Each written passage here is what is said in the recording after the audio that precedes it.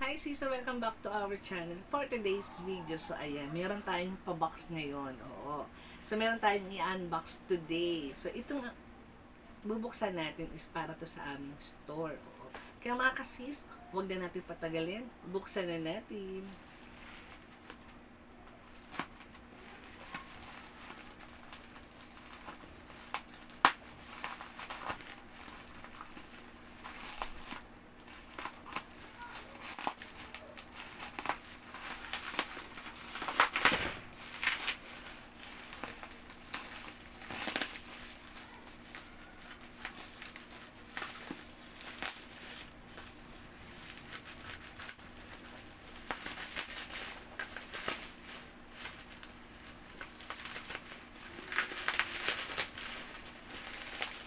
So, ayan mga kasis. So, thank you sa seller. Talagang inayos yung pagkabalot ng aking parcel. So, hindi din natin siya totally bubuksan dahil andito na yung box. Nakita ko na. Kaya silipin na natin kung ano yung nasa loob.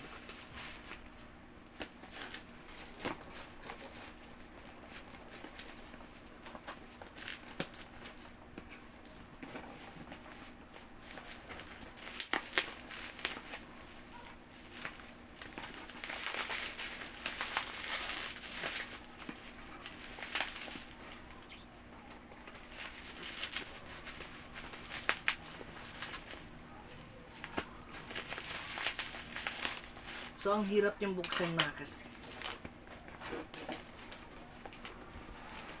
Ayun.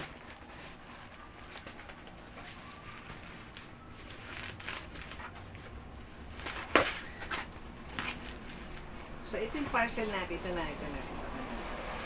Ayan! Box talaga siya mga kasis. So, ang hirap yung buksan. So, kailangan talaga natin tanggalin itong bubble wrap.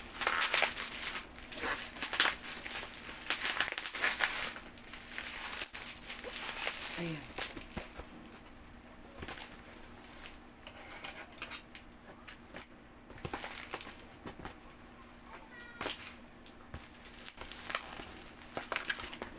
Ayan.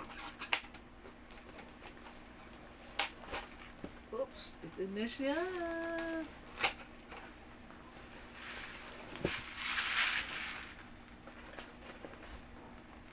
So, ayan mga kasis. Tatlong items kagad na in-order natin. Baba muna natin to. Ayan. So, umorder tayo ng Cookie Light Lollipop. Ayun na ko mga kasis. Itong item na bubuksan natin is bago talaga siya. Bago siya sa store namin. So, ito sa isang box is 30 pieces na siya. And then, tignan natin yung nasa loob.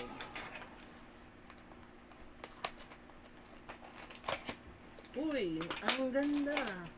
So, ito yung packaging niya. Ayan. Cookie Lollipop. So, 30 pieces na mga kasi hindi ko nabibilangin. So, ganun ako katiwa-tiwala. Then, meron tayong M&M beans. So, 30 pieces din to kada isang box din. So, meron din 5 pieces. 5, 10, 15, 20, 25, 30 pieces. So, hindi na natin siya bubuksan. Then, ito yung pinakagusto ko sa lahat. Itong cotton candy pumping candy mga kasis. Wow! So, ito na siya. Cotton candy. So, para may flavor siya. Ito yung apple flavor. And then, about this is strawberry flavor. Ayan. So, itong item na pinuksan is talagang bagong-bago sa aming store.